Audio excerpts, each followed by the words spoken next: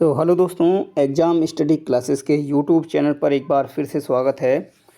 और जैसा कि आप सभी जानते हैं कि समीक्षा अधिकारी, सहायक समीक्षा अधिकारी का जो री एग्ज़ाम है वो दिसंबर में होना है। और उसी को लेकर के हमने एक टेस्ट सीरीज़ को शुरू किया है, जिसमें आपको जीएस के जितना भी जो जीएस से यहाँ पर पूछा जाता है, जीएस के जितने भी बहुत महत्वपूर्ण प्रश्न होंगे उन सभी प्रश्नों को हम इसमें रिवाइज़ करेंगे। और ये पूरा पैटर्न जो होगा वो एकदम पेपर पैटर्न पर होगा। जिस तरह से पेपर है तो पेपर के पैटर्न पर ही आपको देखने को मिलेगा, जिसमें हमने मैथ और रीजनिंग को छोड़ करके जीएस के जितने भी प्रश्न हैं उन सभी प्रश्नों को इसमें शामिल किया है। क्वेश्चन जो हैं बहुत ही अच्छे हैं और एग्ज़ाम के पैटर्न के आधार पर ही इसको बनाया गया है। और ये इसमें जो हमने ये सॉल्व पेपर लेके आए हैं, जो ये सॉल्व पेपर है, पूरा पेपर है ये। और ये जो सॉल्व पेपर है ये हम लेकर के आए हैं संस्कृति आईएएस की जो टेस्ट सीरीज है उसको लेकर के आए हैं। उसी के क्वेश्चनों को आज इसमें करेंगे। मैथ और रीजनिंग को छोड़ करके जीएस के जितने भी प्रश्न होंगे सभी को 140 प्रश्न जीएस में पूछे जाते हैं और 60 प्रश्न जो है इसमें सेकंड पेपर यानी कि जो हिंदी का पेपर होता है उसमें पूछे जाते हैं। तो 140 में से लगभग 128 और 30 के आसपास जो प्रश्न बनते हैं वो सभी प्रश्न जीएस से बनते हैं, जिसमें करंट अफेयर भी शामिल होता है। तो उसी को आज हम इसमें सॉल्व करेंगे। पूरे पेपर को ध्यान से देखना है, एक एक चीज़ को हम एक्सप्लेनेशन भी करेंगे, जिसमें आपको और सारे जो फैक्ट हैं वो तैयार हो जाएं। ठीक है, तो वीडियो है तो वीडियो को शेयर भी कर दें, अच्छी लगे तो लाइक करें, कमेंट करें। और हाँ, किसी क्वेश्चन को लेकर के कोई डाउट हो तो आप उसको कमेंट में मेंशन कर सकते हैं। ठीक है, चलिए तो शुरू करते हैं। पहला प्रश्न होगा, देखिए पहला प्रश्न है, सूची 1 और सूची 2 है, इन दोनों सूचियों को आपको इसमें मैच करके मिलाना है और कूट में आपको सही उत्तर चुनना है। ठीक है, एक तरफ देखिए नृत्य दिए गए हैं और एक तरफ है वो उनसे संबंधित राज्य दिए गए हैं, तो इनको मिलान करना है और हमें इसमें सीधा सीधा आंसर देखना है। देखिए सबसे पहले देखें मोहिनी जो अट्टम है, मोहिनी अट्टम ये आपको ये जो शास्त्रीय जो नृत्य है ये आपका केरल से मैच करेगा। कुचिपुड़ी जो कुचिपुड़ी है ये भारत का जो राज्य है आंध्र प्रदेश, ये आंध्र प्रदेश की एक पारंपरिक नृत्य शैली है। ठीक है, तो कुचिपुड़ी को आप मैच कर लेंगे आंध्र प्रदेश से। सत्रिया जो सत्रिया है, सत्रिया जो नृत्य है ये आपको देखने को मिलेगा असम में मिलेगा। ये 15वीं शताब्दी के आसपास इसको शताब्दी में इस एक महान जो वैष्णव संत और समाज सुधारक थे श्रीमंत शंकर देव के द्वारा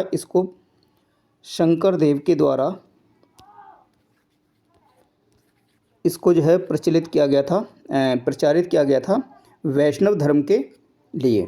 ठीक है, और जो कथक है वो आप सभी जानते हैं, ये कथक जो है ये आपका उत्तर प्रदेश से मैच होगा, तो इसी से हम मैच कर लेंगे। देखिए मोहिनी अट्टम ए का 1 यानी कि 1 और बी को आप करेंगे बी को 3, 1 3 4 और 2, तो 1 2 3 1 3 4 2।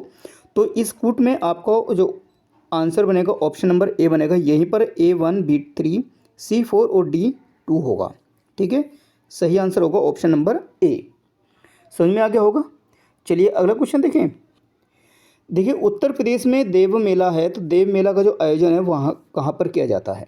ठीक है, सबसे पहले देखिए देव मेला का जो आयोजन है ये कहाँ पर किया जाता है। देव मेला जो है ये देव शरीफ मेला है, ये कहाँ के, ये देखिए कार्तिक माह में। ठीक है, इसको और याद रखेंगे, कार्तिक माह, जब कार्तिक माह होता है तो कार्तिक माह के दौरान उत्तर प्रदेश के बाराबंकी में इसका आयोजन किया जाता है। और ये कहाँ पर होता है, तो जो महान संत हैं सूफ़ी संत वारिश अली की दरगाह पर, वह संत वारिश अली की जो दरगाह है वहाँ पर इसका आयोजन किया जाता है। ठीक है, इतना भी आपको याद रखना होगा कि दरगाह पर सूफ़ी संत वारिश अली है, इनकी दरगाह पर इसको आयोजित किया जाता है और कहाँ पर लगता है, बाराबंकी में लगता है। देवा शरीफ का मेला भी बोला जाता है इसके, देवा शरीफ का मेला, देवा मेला या देवा शरीफ का मेला बोला जाता है इसको। तो ऑप्शन नंबर जो यहाँ पर सी है ये करेक्ट आंसर रहेगा। चलिए अगला क्वेश्चन देखिए, अयोध्या राम मंदिर के संदर्भ में निम्नलिखित में से कौन सा या कौन से कथन सही हैं। दो कथन दिए गए हैं, पहला है यह मंदिर नागर शैली में निर्मित है और दूसरा है यह मंदिर सरयू नदी पर स्थित है। ठीक है, दो ऑप्शन यहाँ पर दिए गए हैं। ठीक है, तो देखिए जो अयोध्या का जो राम मंदिर है, ये राम मंदिर अयोध्या में जो सरयू नदी है, सरयू नदी के तट पर ही ये स्थित है। ठीक है, इसकी पुनर्स्थापना की गई है सरयू नदी के तट पर। और जो अयोध्या का जो राम मंदिर है, इसको अगर हम देखें तो जो मंदिर स्थापत्य की जो शैली होती हैं, ठीक है, उन शैलियों में जो नागर शैली है, नागर शैली में ही इसको बनाया गया है। आप सभी जानते हैं कि जो नॉर्थ इंडिया के जितने भी जो टेम्पल्स इस तरह के बने हुए हैं वो सभी नागर शैली में बने हुए हैं। ठीक है, तो नागर शैली में ये बना हुआ है, ये कथन भी यहाँ पर बिल्कुल सही है। और सरयू नदी पर स्थित है तो उसी के तट पर ये स्थित है, तो दोनों कथन यहाँ पर सही हो जाएंगे। तो ऑप्शन नंबर जो बी है यहाँ पर ये बिल्कुल सही होगा। 1 और 2 दोनों ही यहाँ पर सही हैं। ठीक है, चलिए अगला क्वेश्चन देखें। अगला क्वेश्चन है फिर से एक सूची वाला प्रश्न है और इसमें देखिए एक तरफ दी गई है वहाँ की जो चित्रकारी है और एक तरफ राज्यों के नाम दिए गए, किस राज्य से ये संबंधित है। ठीक है, देखिए कलमकारी जो चित्रकारी है ये दक्षिण भारत के जो आंध्र प्रदेश है, आंध्र प्रदेश से संबंधित है। यानी कि ऑप्शन नंबर जो ए का 4 है वो यहाँ पर बनेगा, ए का 4। ठीक है, और ये जो कलमकारी ये कहाँ बनाई, किस पे बनाई, ये सूती वस्त्रों पर इसको चित्रित किया जाता है। ठीक है, सेकंड है आपका कोहबर। तो कोहबर आपको जो मैच करेगा, कोहबर जो कला है, ये जो चित्रकारी है ये आपको झारखंड से देखने को मिलेगी। तो ऑप्शन नंबर बी का जो बनेगा, ऑप्शन बी का 2 होगा। और वहीं एक फड़ है, फड़ जो चित्रकला है, ये फड़ चित्रकला ये एक लोक चित्रकला है जो राजस्थान की है। तो ऑप्शन नंबर जो यहाँ पर 3 है, तो फड़ राजस्थान से होगी। और जो वारली है, वारली जो है ये एक आपको जो वारली है ये आपको देखने को मिलेगी कहाँ से, महाराष्ट्र से। ठीक है, वारली जो चित्रकला मुख्य रूप से कहाँ, ये महाराष्ट्र में है और ये जो वेस्ट महाराष्ट्र है वहाँ पर बहुत अधिक प्रचलित है। तो वारली को आप मैच कर लेंगे ऑप्शन ए से। ठीक है, तो देखिए इसका आंसर क्या बनेगा, तो देखिए 4, तो 4 देखिए यहाँ पर बी में है या फिर सी में है, तो ये तो दोनों ऑप्शन यहाँ पर नहीं होंगे। ठीक है, और कोहबर बी और सी 2, यानी कि बी का 2 और सी का 3, तो यहाँ पर ए इसी में मिल रहा है, तो इसमें ये भी एलिमिनेट हो गया। तो ऑप्शन नंबर जो बी है यहाँ पे वो करेक्ट आंसर होगा, ऑप्शन नंबर बी। ए का 4, बी का 2 और सी का 3 और डी का 1।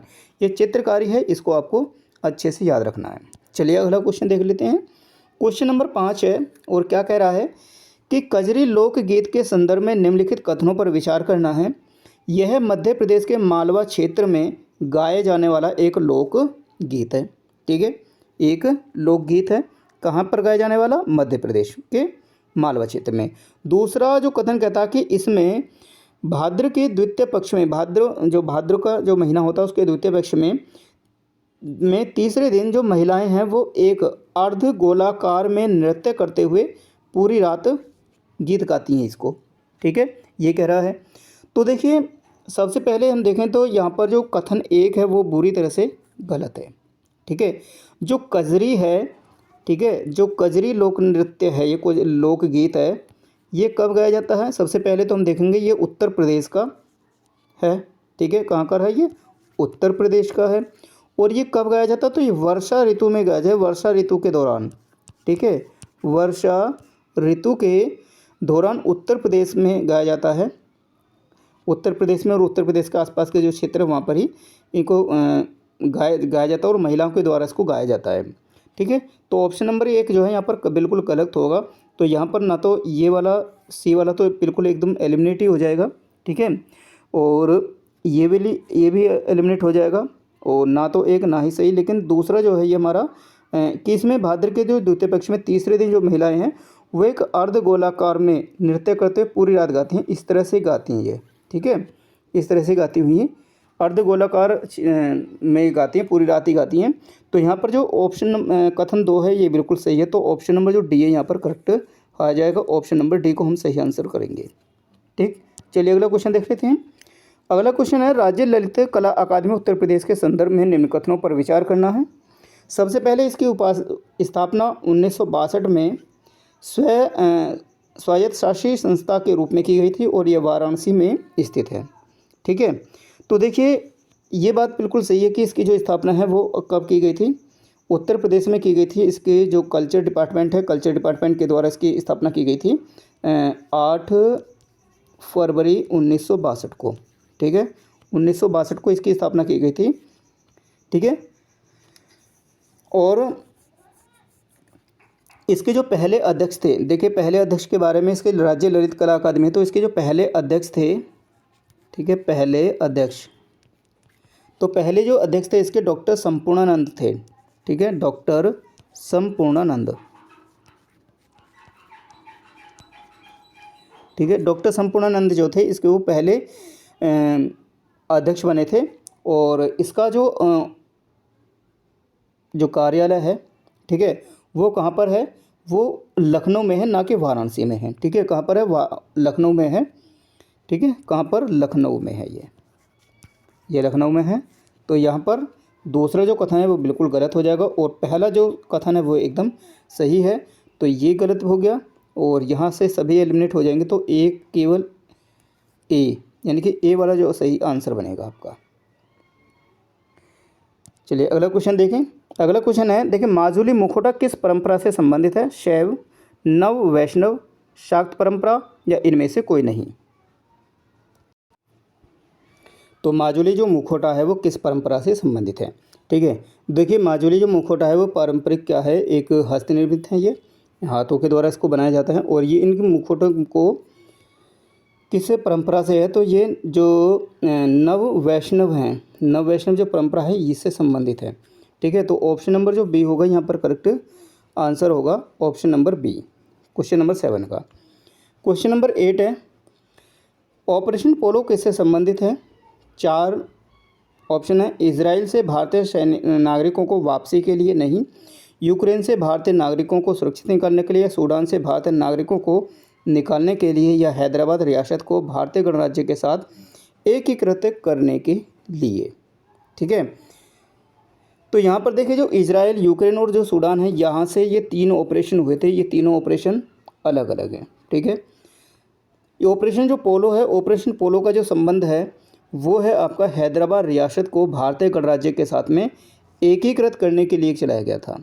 ठीक है, एक सैनिक अभियान था ये ऑपरेशन पोलो, और जिसके बाद में जो हैदराबाद की रियासत थी वो 22 सितंबर, ठीक है, 22 सितंबर 1948 को क्या हुई थी, भारतीय संघ में इसको शामिल कर लिया गया था। ठीक है, भारत में इसको शामिल कर लिया गया था। तो ऑप्शन नंबर जो डी है यहाँ पर वो करेक्ट आंसर रहेगा, ऑप्शन नंबर डी। यहाँ पर इनके लिए 3 ऑपरेशन चलाए गए थे। तो तीनों ऑपरेशन के जो नाम हैं वो आप कमेंट बॉक्स में दे सकते हैं। बहुत ही अच्छा प्रश्न है, यहाँ से एक क्वेश्चन बन सकता है कि यहाँ से एक क्वेश्चन बन जाए। ठीक है, चलिए अगला क्वेश्चन देखते हैं। निम्नलिखित युग्म में से कौन सा एक पर्व और इधर एक तरफ है राज्य, केंद्र शासित राज्य और सही सुमेल नहीं है, सही सुमेल नहीं है। यहाँ पर हमें देखना, तो सही नहीं को हमें पहले करेक्ट करने लेना है, क्योंकि यहीं पर हम बहुत सारी गलतियाँ करते हैं। जब नहीं पढ़ते हम सीधा आंसर दे देते हैं। तो नहीं को हमें सबसे पहले इंडिकेट करना है इस तरह के प्रश्नों में। ठीक है, यहाँ पर जो क्या है, पीसीएस जो है वो यूपीपीएससी है, घुमाने वाले प्रश्न दे रहा है आजकल। तो हमें इसको पहले इंडिकेट करना है। ठीक है, तो देखिए कौन सा सही सुमेल नहीं है, इसको हमें सही करना है। ठीक है, देखिए सबसे पहले क्या है, देखिए नागालैंड हॉर्नबिल पर्व है। ठीक है, बिल्कुल जो हॉर्नबिल जो पर्व है, उत्सव है, ये नागालैंड का है। ठीक है, ये बिल्कुल एकदम करेक्ट है, सही होगा। और जो दूसरा है आपका संगाई पर्व है, संगाई पर्व आपको जो मनाया जाता है, ये संगाई पर्व ये मणिपुर में मनाया जाता है। तो यहाँ पर ये युग्म भी एकदम बिल्कुल सही दिया गया है। और उसके बाद में तीसरा है आपका राजहंस पर्व। ठीक है, राजहंस पर्व कर्नाटक दिया गया है, तो जो कि बिल्कुल गलत है। यहाँ पर ये राजहंस पर्व जो है ये कर्नाटक से संबंधित नहीं है। इसको जो मनाया जाता है वो मनाया जाता है आंध्र प्रदेश में। ठीक है, आंध्र प्रदेश में इसको मनाया जाता है। ठीक है, राजहंस पर्व। और किस लिए मनाया जाता है इस चीज़ का और ध्यान देंगे। देखिए आंध्र प्रदेश में जो नेल्लोर ज़िला है, ठीक है, नेल्लोर ज़िला है, वहाँ का एक क्या है, एक अभ्यारण्य है जिसका नाम है नेलापट्टू पक्षी अभ्यारण्य है, पक्षी अभ्यारण्य। तो यहाँ पर क्या है, पर्यटन को बढ़ावा देने के लिए इस पर्व का आयोजन किया जाता है आंध्र प्रदेश में। ठीक है, प्रत्येक वर्ष हर वर्ष किया जाता है। तो नेलापट्टू पक्षी अभ्यारण्य है नेल्लोर ज़िले में आंध्र प्रदेश के। तो वहाँ पर इसको पर्यटन को, टूरिज़्म को बढ़ावा देने के लिए ये पर्व मनाया जाता है कर्नाटक आंध्र प्रदेश में, ना कि कर्नाटक में। तो यहाँ पर ये वाला युग जो है बिल्कुल गलत दिया गया है। और जो हेमिस पर्व है ये आपका लद्दाख में मनाया जाता है, ये भी यहाँ पर बिल्कुल सही दिया गया है। ठीक है, तो ऑप्शन नंबर जो सी है यहाँ पर वो करेक्ट सही आंसर होगा। यहाँ पर पूछा है कि सही सुमेल नहीं है, तो सी वाला जो है वो सही सुमेल नहीं है यहाँ पर।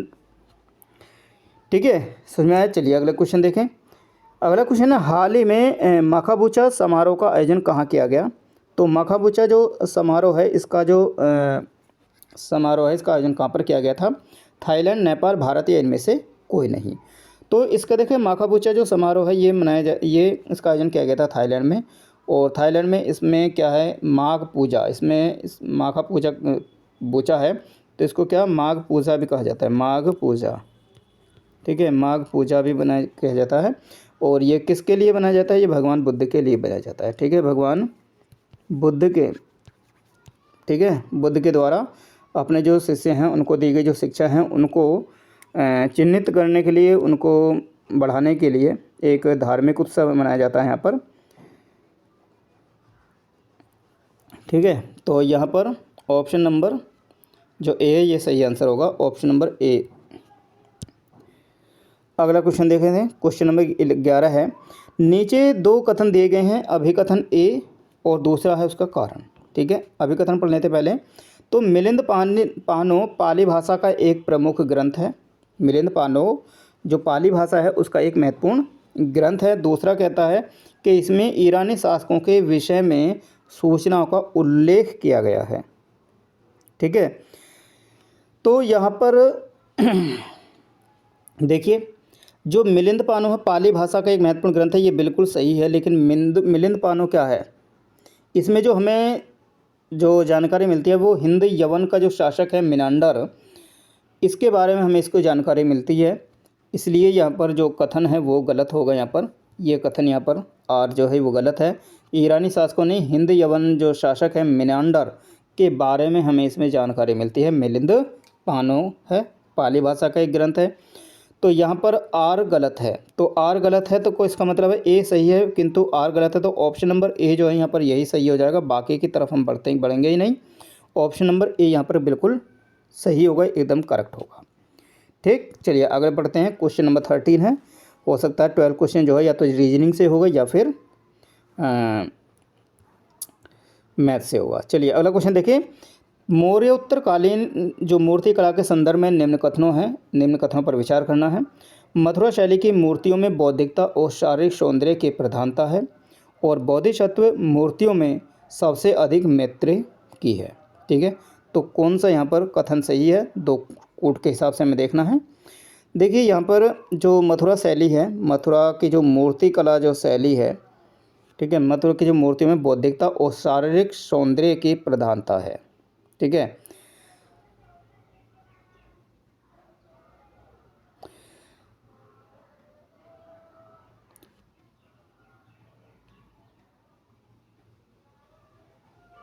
तो यहाँ पर कोट का सही उत्तर का चयन यहाँ पर करना है। देखिए जो मथुरा शैली की जो मूर्तियाँ हैं उनमें बौद्धिकता और शारीरिक सौंदर्य की प्रधानता है। देखिए ये यहाँ पर जो है ये यहाँ पर गलत होगा, क्योंकि जो मथुरा जो शैली है, ठीक है।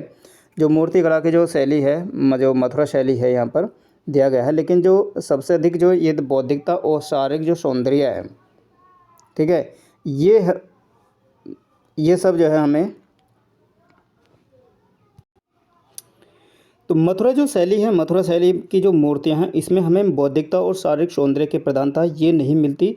मथुरा शैली में हमें एक तो क्या मिलता है, यहाँ पर हमें जो मिलेंगी, एक तो आध्यात्मिकता, ठीक है, आध्यात्मिकता के बारे में जानकारी मिलेगी, और वहाँ का जो भाव है उनकी, वो भाव के बारे में जानकारी मिलेगी मथुरा शैली के में की जो मूर्तियाँ हैं।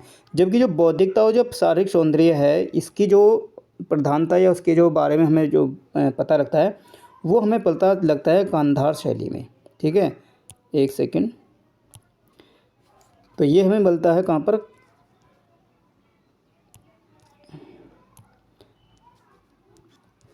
तो ये हमें मिलता है गांधार शैली की जो मूर्तियां हैं, वहाँ से हमें इसके बारे में, भाव के बारे में पता लगता है।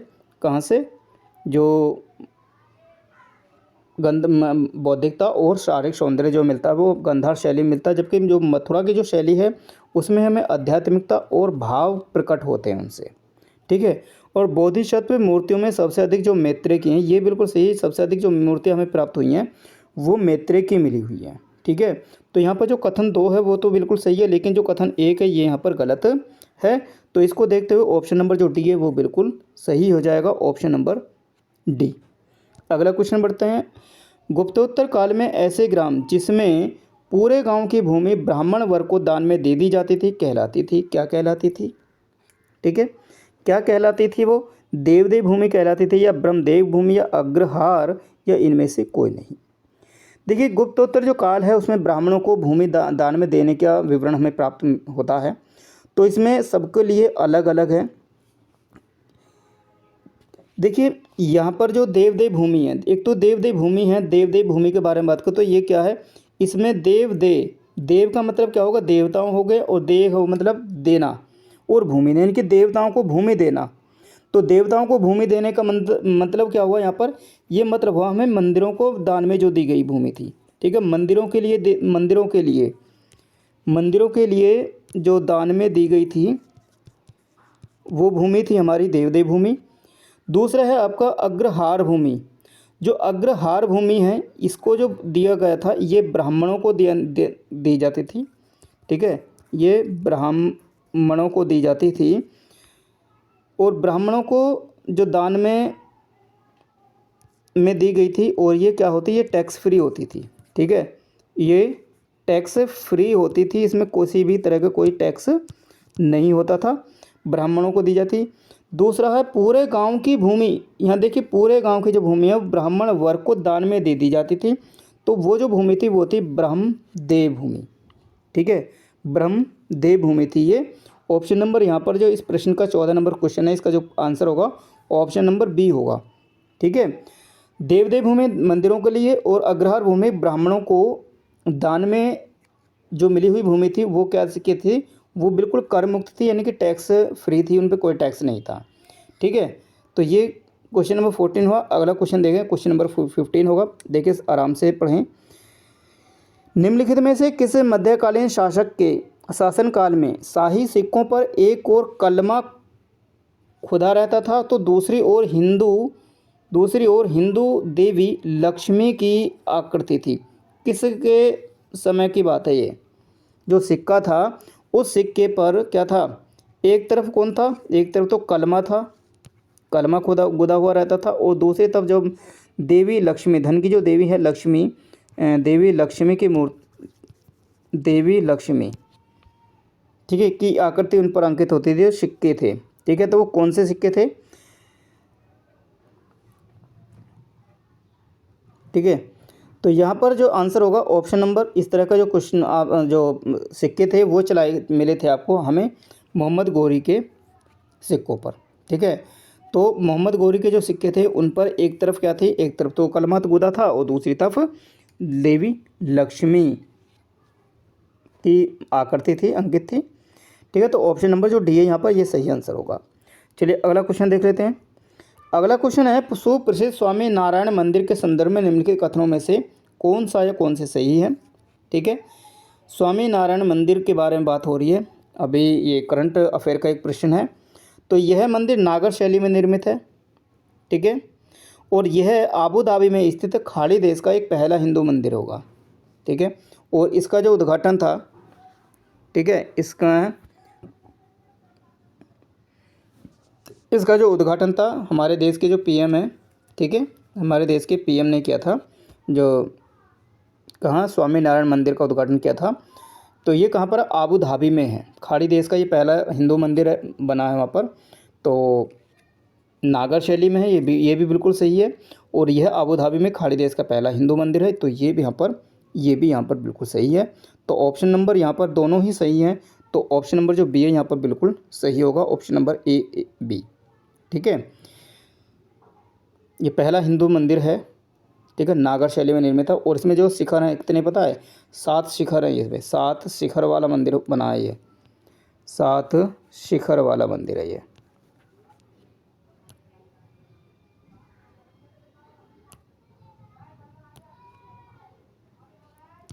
ठीक है। कितने, 7 शिखर वाला मंदिर है ये। चलिए अगला क्वेश्चन देखते हैं, बहुत सारे क्वेश्चन हैं। अलाउद्दीन खिलजी के बाजार नियंत्रण प्रणाली के बारे में जानकारी प्रदान करता या करते हैं, कौन कौन से करते हैं। तो अलाउद्दीन खिलजी के जो बाजार नियंत्रण प्रणाली है, इसके बारे में हमें जो जानकारी मिलती है वो कहाँ कहाँ से हमें प्राप्त होती हैं। 4 पुस्तक दी गई हैं और चारों पुस्तकों के बारे में हमें जानकारी होनी चाहिए। सबसे पहले तो हम ये देख लेते हैं। देखिए, तारीख़-ए-फ़िरोज़शाही ये किसकी पुस्तक है। तो तारीख़-ए-फ़िरोज़शाही जो पुस्तक है ये किसकी है, ज़ियाउद्दीन बरनी की है ये, ठीक है, ज़ियाउद्दीन बरनी, ठीक है, इनकी पुस्तक है।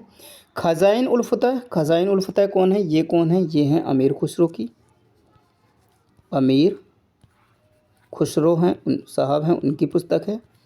दूसरी है रहेला, ठीक है, दूसरी पुस्तक है रहेला। तो ये रहेला किसकी है, ये इब्न बतूता, ठीक है, इब्न बतूता की पुस्तक है। और चौथी पुस्तक है फुतूह उस सलातीन। तो फुतूह उल सलातीन जो पुस्तक है ये है ईसामी की, किसकी है, ये ईसामी, ठीक है। तो चारों पुस्तक है, चारों पुस्तकों के जो लेखक हैं जिनकी पुस्तक है, तो इन्हें देखा।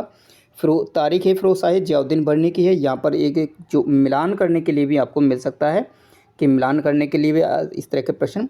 ख़ज़ाइन-उल-फ़तह ये अमीर खुसरो साहब हैं, रहेला इब्न बतूता है, और जो फतूह उस सलातीन है ये ईसामी की पुस्तक है। और इन सभी चारों जो पुस्तक हैं, इन चारों पुस्तकों से ही हमें अलाउद्दीन खिलजी के बाजार नियंत्रण जो प्रणाली है इसके बारे में हमें जानकारी मिलती है, ठीक है। चारों किताबों से मिलती है, चारों पुस्तकों से मिलती है। क्योंकि जो अलाउद्दीन खिलजी, जोधा खिलजी वंश का जो शासक थे अलाउद्दीन खिलजी ने एक बहुत बड़े पैमाने पर बहुत सारी चीज़ों का सुधार किया था। और उसमें ये सबसे बाजार नियंत्रण प्रणाली थी ये बहुत ही अच्छी थी, यहाँ पर थी। और उसी के बारे में जो जानकारी मिलती है हमें, इन चारों जो लेखक हैं, लिखने वाले हैं, उनकी एक बात अच्छी लगी, जब तो इन सभी चारों ने लिखा अपनी अपनी किताबों में, ठीक है। तो चारों के बारे में हमने जानकारी प्राप्त हुई है। तो बहुत ही अच्छा प्रश्न था, ठीक है। Question number 17। तो यहाँ पर जो कूट होगा इनके जो सही आंसर होगा ऑप्शन नंबर ए यहाँ पर सही आंसर होगा। क्योंकि 1 2 3 4 ये सभी किताबों से हमें अलाउद्दीन खिलजी के बाजार नियंत्रण प्रणाली के बारे में जानकारी प्राप्त होती है। चलिए अलग प्रश्न देख लेते हैं। क्वेश्चन देखिए, लगता है वीडियो बहुत ज़्यादा बड़ी होगी, तो हम क्या करेंगे, इसी पूरे क्वेश्चन पेपर को 2 पार्ट में डिवाइड करेंगे। 2 बार इसको आपको देंगे, पहले 2 बार हम इसको देंगे और उसके बाद में इसको कंबाइन करके एक बार पूरा वीडियो हम बना करके एक साथ दे देंगे, ठीक है। क्योंकि प्रश्न बहुत ज़्यादा हो जाएंगे, 18 प्रश्न होंगे और लगभग आधा घंटा में हो गया है। चलिए अगला क्वेश्चन देखें। क्वेश्चन नंबर 18 है, विजयनगर साम्राज्य के संदर्भ में हमें बात करनी है। सबसे पहले, साम्राज्य की अधिकांश जनसंख्या कृषि पर आश्रित थी, ठीक है। दूसरा कहता है कि समाज में पर्दा प्रथा इसका भी यहाँ पर प्रचलन था, ठीक है। तो विजयनगर जो साम्राज्य है, ठीक है। तो विजयनगर साम्राज्य में क्या हुआ था, जो यहाँ पर दिया गया है, जो अधिकांश जो जनसंख्या थी वो कृषि पर आश्रित थी। तो ये बात बिल्कुल सही है कि यहाँ पर कृषि पर ही सबसे अधिक कृषि पर आश्रित थी, यहाँ की सबसे अधिक जनसंख्या विजयनगर साम्राज्य की। लेकिन समाज में प्रदा जो प्रथा था इसका भी यहाँ पर प्रचलन था। देखिए समाज में पर्दा पर जो प्रथा थी विजयनगर साम्राज्य में, यहाँ पर पर्दा प्रथा का यहाँ पर प्रचलन नहीं था। जो दशा थी महिलाओं की वो निम्न थी, लेकिन यहाँ पर जो विजयनगर साम्राज्य था यहाँ पर पर्दा प्रथा का प्रचलन नहीं था। और साथ में ही जो महिलाएं थी, महिलाओं की जो भूमिका परिवार में बहुत अधिक इम्पोर्टेंस थी वहाँ पर महिलाओं के लिए। तो जो पर्दा प्रथा है वाला कथन है ये बिल्कुल यहाँ पर गलत होगा, और जो ये अधिकांश जनसंख्या पर आश्रित थी ये बिल्कुल सही होगा। तो ऑप्शन यानी कि एक कथन यहाँ पर सही है, तो ऑप्शन नंबर जो सी है यहाँ पर ये सही आंसर बनेगा। अगला क्वेश्चन देख लेते हैं जल्दी से। अगला क्वेश्चन कहते हैं भारत का प्रथम मुस्लिम शासक जिसने भूमि की वास्तविक आय पर राजस्व निर्धारित किया था वो कौन था? भूमि की जो वास्तविक आय थी उस पर राजस्व निर्धारित किया गया था वो कौन था? तो अभी इनसे संबंधित प्रश्न को अभी पीछे हमने देखा था। देखिए जो खिलजी वंश था, खिलजी वंश के जो थे अलाउद्दीन खिलजी थे, इन्होंने क्या कहा था? सबसे पहले क्या कहा था? इन्होंने स्थायी सेना रखी थी अपने उसमें, ठीक है। क्या रखी थी? इन्होंने स्थायी सेना रखी थी। और जो स्थायी सेना थी इसके रख रखाव के लिए, ठीक है, रख रखाव के लिए इन्हें पैसे की भी ज़रूरत पड़ेगी, यानी कि है ना, पैसे की ज़रूरत पड़ेगी। तो पैसे की ज़रूरत पड़ेगी तो इन्होंने क्या किया था? यहाँ पर जो आर्थिक सुधार थे उन पर इन्होंने जोर दिया था, ठीक है। आर्थिक सुधारों पर इन्होंने जोर दिया था कि आर्थिक सुधारों को ज़्यादा से ज़्यादा हों तो हम उसमें अपनी जो सेना था इस सेना को हम इसको पेमेंट दे सकते हैं, इनको हम इसे वेतन दे सकते हैं, ठीक है। तो इन्होंने अलाउद्दीन खिलजी ने ही क्या कहा था? सबसे पहले करा था जो भूमि थी उस भूमि की जो वास्तविक आय थी उसी पर उन्होंने क्या था? रेवेन्यू को इन्होंने निर्धारित किया था, ठीक है, अलाउद्दीन खिलजी ने। तो अलाउद्दीन जो खिलजी हैं वो भारत के पहले मुस्लिम शासक हैं जिन्होंने भूमि की वास्तविक आय पर राजस्व निश्चित किया था, ठीक है। तो ऑप्शन नंबर ए यहाँ पर सही आंसर होगा क्वेश्चन नंबर 19 का। अगला क्वेश्चन नंबर 20 है। निम्नलिखित घटनाओं पर विचार करना है। क्या विचार करना है? सबसे पहले देखिए जिहाद की घोषणा, तमगा नामक कर की समाप्ति और गाजी की उपाधि। उपयुक्त घटनाओं का संबंध निम्न में से किस युद्ध से संबंधित है? ये पूछा है यहाँ पर, ठीक है। तो यहाँ पर ये पूछा है, सबसे पहले देखिए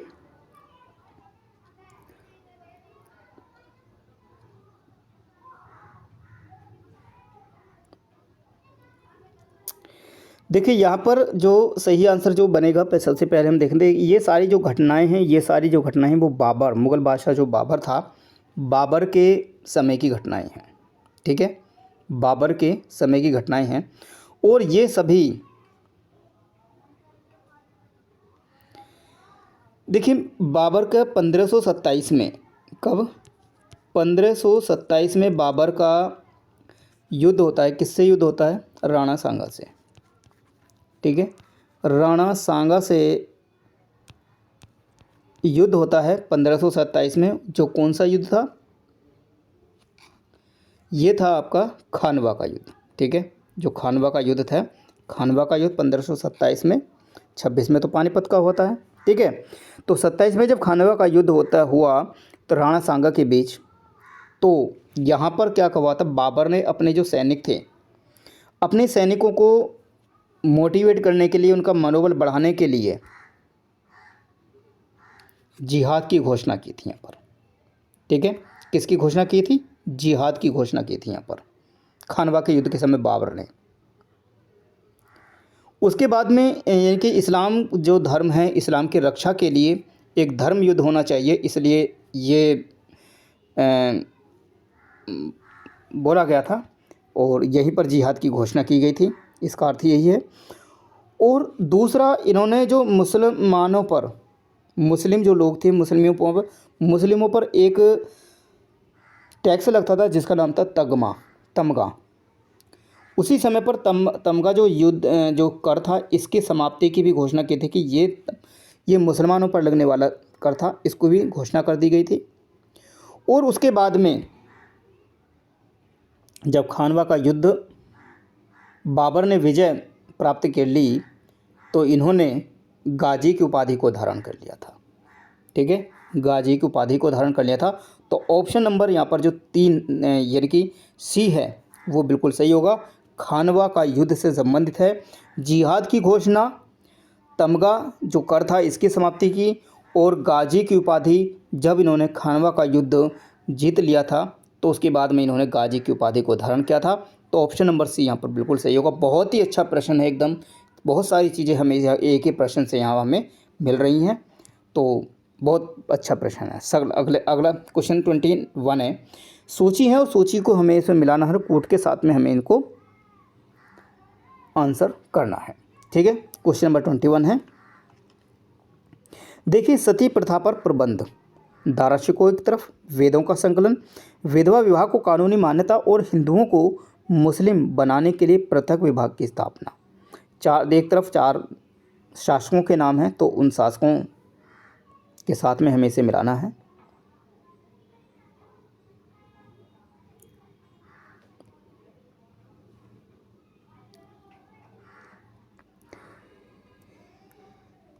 तो चलिए देखिए, सती प्रथा पर प्रतिबंध। सती प्रथा के बारे में आप सभी जानते ही हैं। देखिए, औरंगजेब जो था उसने अपने शासनकाल के दौरान जो सती प्रथा थी इस पर पूरी तरह से प्रतिबंध लगा दिया गया था। ठीक है, लगा दिया था, समाप्त नहीं किया, प्रतिबंध लगा दिया था कि अब ये ऐसा कोई नहीं करेगा।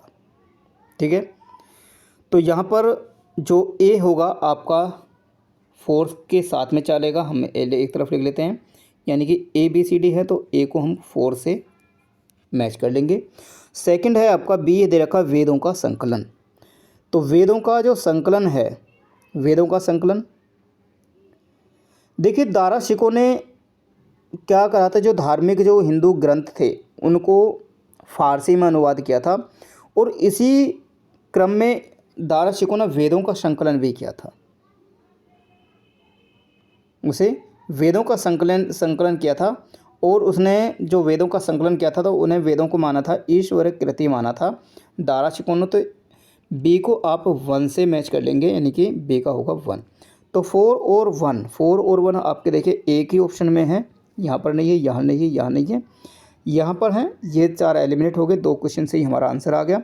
लेकिन आगे हम सभी को देख लेते हैं। विधवा विवाह को कानूनी मान्यता। ठीक है, विधवा विवाह को कानूनी मान्यता।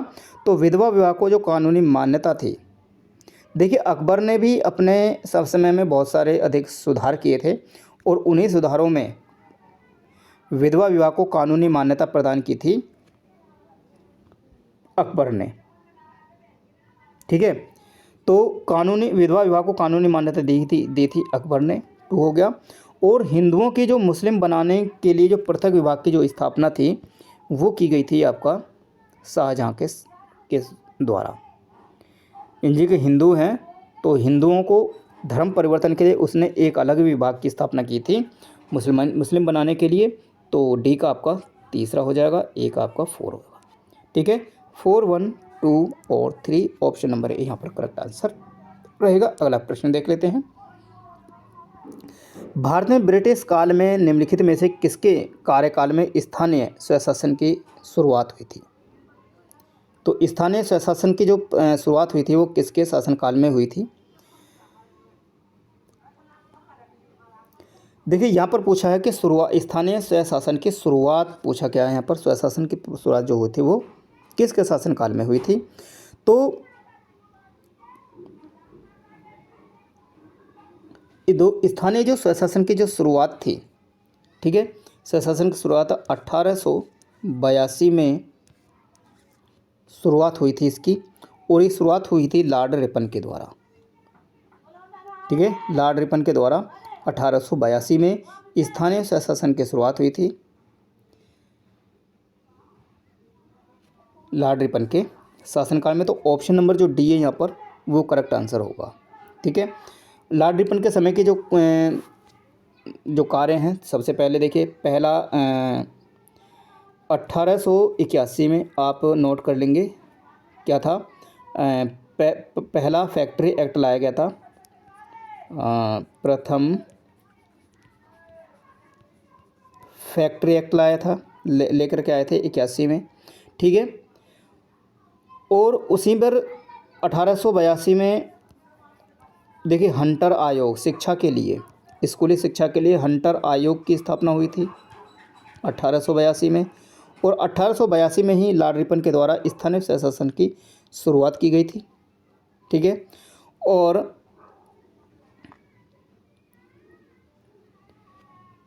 ठीक है, तो यहाँ पर ये 81 और 82 दोनों को हमें में लॉर्ड रिपन के द्वारा 3 काम है ये, और भी कई काम है। 81 में, हाँ 81 में ही प्रथम फैक्ट्री ये था। और प्रथम फैक्ट्री के साथ साथ में इसमें क्या हुआ था, कश्मीर और नेपाल को छोड़ करके ना इन्होंने पूरे भारत में जनगणना कराई थी 81 में, ठीक है। तो याद रखेंगे। अगला क्वेश्चन देख रहे हैं, क्वेश्चन नंबर 23 के बाद में 25 आता है। और 25 क्वेश्चन जो होगा आपका बहुत बड़ा क्वेश्चन लग रहा है, लेकिन बड़ा नहीं है, देखेंगे। ए और आर कथन और कारण हैं। देखिए कथन पहले देख रहे थे, बंगाल में इंडियन एसोसिएशन की स्थापना 1876 में 76 ईस्वी में सुरेंद्र नाथ बनर्जी के प्रयासों का एक परिणाम था। अगला कारण क्या था इसका, कि इस संस्था ने सिविल सेवा परीक्षा की आयु में वृद्धि और लंदन में परीक्षा आयोजित कराने के विरुद्ध युवाओं के आंदोलन का नेतृत्व किया था, ठीक है। यहाँ पर यह दिया गया है।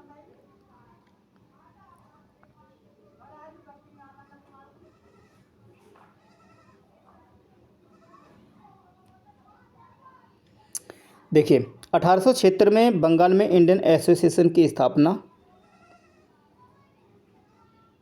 सुरेंद्र नाथ बनर्जी के प्रयासों से की गई थी।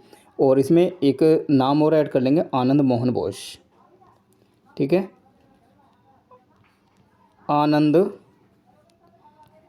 मोहन बोस, एक नाम, ये आनंद मोहन बोस और सुरेंद्र नाथ बनर्जी ने स्थापित किया गया था। और उसके बाद में क्या था, इन्होंने कारण दिया कि इस संस्था में सिविल सेवा परीक्षा की आयु में वृद्धि और ये परीक्षा पहले कहाँ पर हुई थी, लंदन में ही आयोजित होती थी।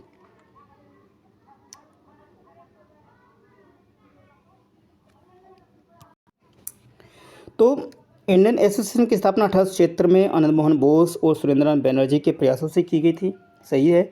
लेकिन इसका जो कारण क्या था इंडियन एसोसिएशन की स्थापना करने का, इसका कारण था कि देखिए लिटन जो साहब आए थे, लिटन, ठीक है, लिटन जानते ही होंगे।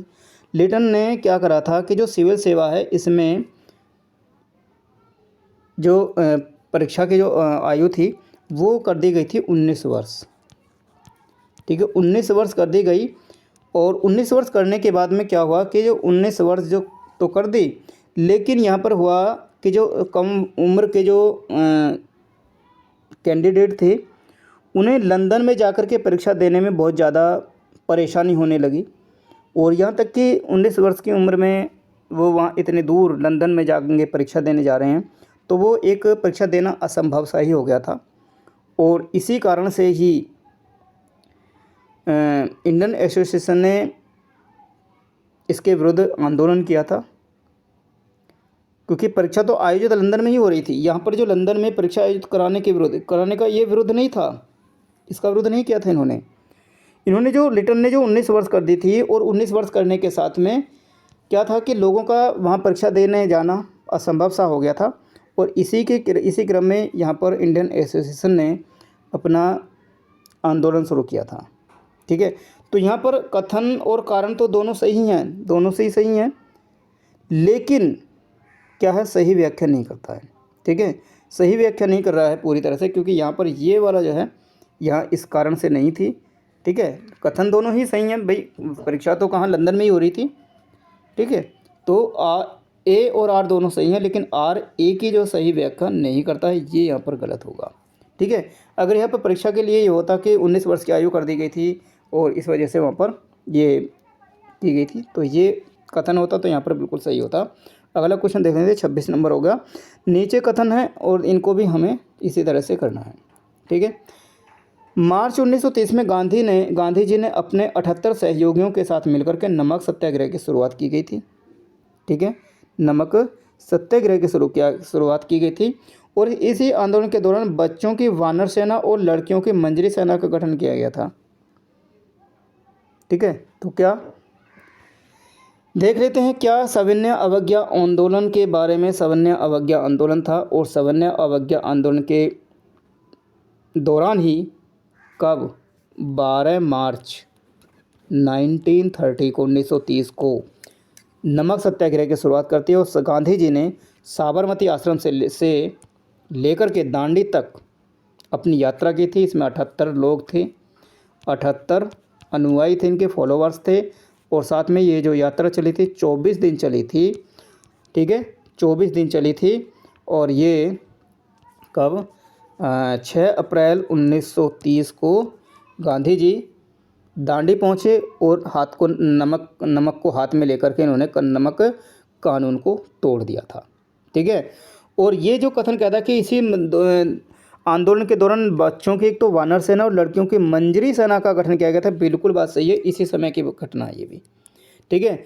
तो ए और आर दोनों सही हैं और आर ए की सही व्याख्या नहीं करता है, लेकिन ठीक है, ये जो नमक सत्याग्रह था वो इस कारण से नहीं था, ये कारण नहीं था, इसका कारण तो नमक कानून था, ठीक है, कारण तो नमक कानून था। ये कारण नहीं था कि इसने वानर सेना और लड़कियों की मंजरी सेना का गठन किया गया था, ये इसलिए गठन किया गया था, इसी समय पर किया गया था, भी बिल्कुल बात सही है, दोनों कथन ही सही हैं। लेकिन आर जो है वो ए की सही तरह से व्याख्या नहीं कर रहा है, इसलिए यहाँ पर एक आंसर जो होगा वो सी आंसर हो जाएगा। यहाँ पर आर ए की सही व्याख्या नहीं करता है, ठीक है। ये चीज़ याद रखेंगे। 12 मार्च 1930 78 लोग, 24 दिन 6 अप्रैल 1930 को ख़त्म होती है। साबरमती से लेकर के दांडी तक की यात्रा थी ये, ठीक है। चलिए अगला क्वेश्चन देख लेते हैं अब। व्यक्तिगत सत्याग्रह के संदर्भ में निम्न कथनों पर विचार करना है। इसके पहले जो सत्याग्रह थे विनोबा भावे थे और यह ब्रिटिश सरकार की भारत नीति के प्रति सैन्य नैतिक विरोध था, ठीक है। देखिए, व्यक्तिगत जो सत्याग्रह था 17 अक्टूबर 1940 को हुआ था। कब हुआ था? 17 अक्टूबर 1940 को व्यक्तिगत सत्याग्रह की शुरुआत होती है। और जो पहले सत्याग्रही थे वो कौन थे? इसके पहला सत्याग्रही विनोबा भावे थे और ये किया था किसने मनोनीत किया था? महात्मा गांधी जी ने इनको मनोनीत किया गया था। दूसरे सत्याग्रही कौन थे? तो दूसरे सत्याग्रही थे जवाहरलाल नेहरू, ठीक है। दूसरे सत्याग्रही थे जवाहरलाल नेहरू, ठीक है। और साथ ही तीसरे सत्याग्रही के बारे में भी बात पूछा जाता है कि तीसरे सत्याग्रही कौन थे? तो वो थे ब्रह्मदत्त। बीपीएससी ने ये प्रश्न किया था, बहुत अच्छे के प्रश्न भूल गए थे कि उन्होंने तो विनोबा भावे को पढ़ा है या जवाहरलाल नेहरू को पढ़ा था, लेकिन तीसरे सत्याग्रही को तो उन्होंने आज तक पढ़ा ही नहीं है, देखा ही नहीं है। तो जो तीसरे सत्याग्रही थे वो ब्रह्मदत्त थे, क्योंकि जो सत्याग्रही का काम, जो चुनने का काम था वो किसके ऊपर था? वो महात्मा गांधी जी के ऊपर था। महात्मा गांधी जी ने ही इन सभी को चुना था। तो ब्रह्मदत्त जो थे वो तीसरे सत्याग्रही के रूप में थे। दूसरे में जवाहरलाल नेहरू और पहले में थे वो कौन? विनोबा भावे, ठीक है। तो ये सत्याग्रही के बारे में बात हुई। तो पहला कथन पहले तो बिल्कुल सही हो गया। यह ब्रिटिश सरकार की भारत नीति के प्रति नैतिक विरोध था, ठीक है। बिल्कुल ये भी सही है कि जो ब्रिटिश सरकार थी वो भारत नीति के प्रति जो नैतिक विरोध थे उसका एक परिणाम था, उसी के कारण था, ठीक है। इस सत्याग्रह में लगभग जो है 25,000 जो सत्याग्रही थे वो जेल में डाले गए थे, जेल गए थे, ठीक है। जिनमें कांग्रेस के कई वरिष्ठ नेता भी थे, विधानमंडलों के सदस्य भी थे, बहुत सारे लोग थे। तो यहाँ पर दोनों कथन यहाँ पर बिल्कुल सही होंगे। तो ऑप्शन नंबर ए यहाँ पर बिल्कुल एकदम सही होगा। अगला क्वेश्चन देख लेते हैं। अगला क्वेश्चन देखते हैं। तो अगला क्वेश्चन साइंस से है। यहाँ पर एक तरफ राशि है, उनके मात्रक दिए गए हैं, तो हम यहाँ पर इनको मैच कर लेते हैं, ठीक है। सबसे पहले दिख रहा है कि दाब, ठीक है। तो दाब का जो मात्रक है वो क्या होगा? ठीक है, दाब का मात्रक पास्कल, बिल्कुल सही है। तापमान का जो मात्रक होगा वो केल्विन में नापते हैं, तो वो सही होगा। और जो आयतन है, आयतन को हम नापते हैं किसमें? घन मीटर में, ठीक है, आयतन को घन मीटर में। और जो भार है, भार का मात्रक होगा क्या? भार का न्यूटन, ठीक है। ये तो 1243 ऑप्शन नंबर डी में है। तो ऑप्शन नंबर डी यहाँ पर सही आएगा। मात्रकों को आप याद कर लें सभी को, बहुत अच्छे प्रश्न। अगला क्वेश्चन है, कोलाइड के संदर्भ में एक पूछा गया है कि कोलाइड जो है ये संदर्भ में है, यह एक समांगी मिश्रण है और इसके कण पृथक रूप में आंखों से नहीं देखे जा सकते। यहाँ पर ये क्वेश्चन दिया है। तो यहाँ पर कौन सा सही उत्तर होगा। देखिए जो कोलाइड के जो कण होते हैं क्या होते हैं, जो विलयन है, विलयन में क्या होते हैं, फैले हुए रहते हैं। ठीक है, तो ये क्या है कि यह एक समांगी मिश्रण है। तो कोलाइड के जो कण हैं विलयन में समान रूप से फैले हुए होते हैं। और ठीक है, तो क्या होता है, जो कण होते हैं, कण का जो आकार है वो छोटा होगा, तो इसी कारण से क्या जो मिश्रण है वो संगामी मिश्रण होगा। लेकिन वास्तविक में अगर हम देखें तो जो कोलाइड है, कोलाइड के जो विलयन है वो विषमांगी मिश्रण है, समांगी नहीं है। क्या है, विषमांगी मिश्रण है। ठीक है, विषमांगी मिश्रण होगा ये। ठीक है, विषमांगी मिश्रण होगा। और इसके कण पृथक रूप से आंखों से नहीं देखे जा सकते। बिल्कुल बात सही है, हम इन कणों को आंखों से नहीं देख सकते। तो ऑप्शन नंबर जो बी है यहाँ पर 2 है, ये सही होगा, 1 गलत होगा। तो इसके साथ में हम चलें केवल 2 पर, ऑप्शन नंबर डी सही आंसर होगा। अगला क्वेश्चन देख लेते हैं। निम्न में से कौन सा समांगी मिश्रण नहीं है। समांगी मिश्रण नहीं है।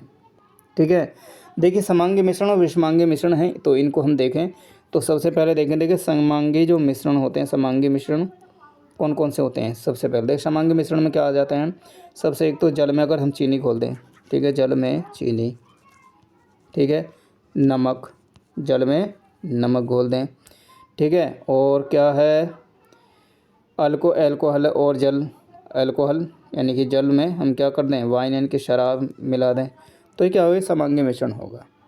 ठीक है, लेकिन विषमांगी जो मिश्रण होंगे वो क्या होंगे, विषमांगी मिश्रण क्या होगा, विषमांगी मिश्रण होंगे जैसे बालू है, तो बालू में अगर हम नमक मिला दें, चीनी और नमक को एक साथ मिला दें, चीनी और नमक को एक साथ मिला दें, ये भी विषमांगी मिश्रण बनेगा।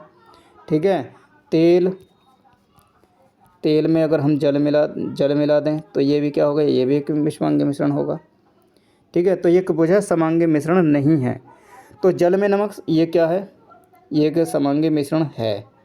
ठीक है, ये तो समांगी मिश्रण है। ठीक है, कार्बन डाइऑक्साइड में सल्फर, ये भी ठीक है, ये भी समांगी मिश्रण होगा। इनमें से कोई नहीं, इसका तो कोई मतलब ही नहीं है। तेल में जल या जल में तेल, अभी देखो तेल प्लस जल, तेल और जल जो है क्या है, एक विषमांगी मिश्रण है। तो समांगी मिश्रण नहीं पूछा कि नहीं है, तो कौन है, तेल और जल समांगी मिश्रण नहीं है, क्या है, ये विषमांगी मिश्रण है।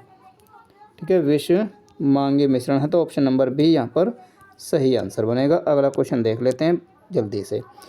अगला क्वेश्चन क्या कहता है कि कौन सा न्यूटन के गति के तीसरे नियम से संबंधित है। तीसरे नियम से संबंधित कौन है, नाविक के आगे की ओर कूदने की स्थिति में नाव का पीछे की ओर गति करना। अगर हम नाव चल रही है, कोई नाव है, ठीक है, और ये पानी में इस तरह से चल रही है और कोई आदमी यहाँ पर कूदेगा, तो क्या होगा, नाव जो होगी उसमें धक्का लगेगा और वो क्या होगी, उसमें नाव पीछे की ओर थोड़ी सी क्या होगी, पीछे की हो जाएगी। क्योंकि जो मनुष्य जो आदमी है, आदमी ने यहाँ पर जो कूदा है तो वो अपना दाव यहाँ पर बनाया, ठीक है, अपना बल, और उसकी तरफ पीछे की ओर धकेल दिया।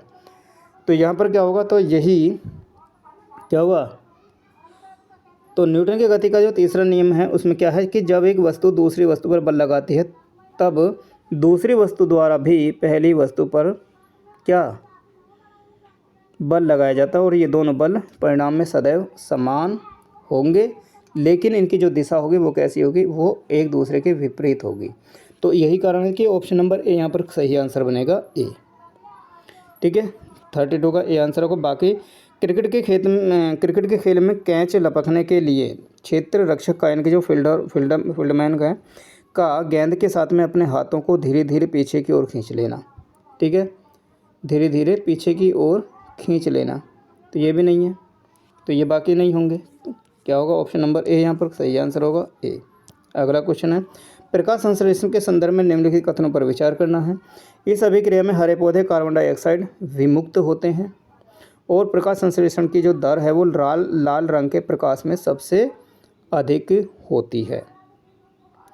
ठीक है, तो प्रकाश संश्लेषण की जो दर है वो सबसे अधिक कहाँ होगी, लाल रंग का जो प्रकाश होगा वहाँ होगी, ये तो बात बिल्कुल सही है। लेकिन इस अभिक्रिया में हमारे पौधे कार्बन डाइऑक्साइड विमुक्त करते हैं, CO2 विमुक्त नहीं करते, O2 को विमुक्त करते हैं। ठीक है, तो यहाँ पर ये गलत होगा, CO2 को नहीं होगा, O2 होगा, तो ये गलत होगा, 2 सही है, तो ऑप्शन नंबर बी यहाँ पर करेक्ट आंसर होगा 33 क्वेश्चन का। अगला क्वेश्चन, सूची है, विटामिन ए है और विटामिन है और उनसे होने वाले रोग हैं। विटामिन ए से क्या होगा, सबको मालूम है, रतौंधी होता है। सी से क्या होगा, स्कर्वी होगा। और जो विटामिन डी है, विटामिन ए हो गया, सी है, और जो विटामिन थायमिन है, थायमिन यानी कि क्या है, ये विटामिन B1 हैगा। तो B1 से क्या बनेगा, B1 से इसे बेरी होता है। और विटामिन डी, इसे सूखा रोग होता है, रिकेटस हो जाता है, तो और 4 होगा। तो सीधे सीधे मिल रहे हैं 1 2 3 4, तो 1 2 3 4 बी आंसर यहाँ पर सही आंसर होगा, ऑप्शन नंबर बी। ये तो बहुत आसान क्वेश्चन था, कर ही लेंगे सभी। मस्टर्ड गैस मानव शरीर के किस अंग को सबसे अधिक प्रभावित करती है। जो मस्टर्ड गैस होती है, ये क्या होती है, सबसे अधिक जो प्रभावित करती है, किसको करती है। तो ये कि सबसे अधिक जो प्रभावित करती है वो किसको करेगी, फेफड़ों को करती है मस्टर्ड गैस। ठीक है, तो ऑप्शन नंबर जो बी है, ये क्या होता है, इनसे फेफड़ों में क्या हो जाता है, कैंसर होने का खतरा रहता है। इसी कारण से जो मस्टर्ड गैस है वो मानव शरीर के फेफड़ों पर सबसे अधिक प्रभाव डालती है। भारत का सबसे बड़ा और सबसे तेज़ AI सुपर कंप्यूटर कौन सा है, ये भी क्वेश्चन है। देखिए, सुपर कंप्यूटिंग जो है भारत का सबसे बड़ा है और सबसे तेज़ है। ठीक है, भारत का सबसे बड़ा और सबसे तेज़ जो सुपर कंप्यूटिंग सिस्टम है वो है ऐरावत। ठीक है, कौन सा है, ऐरावत होगा, ऑप्शन नंबर डी यहाँ पर करेक्ट आंसर होगा, ऐरावत।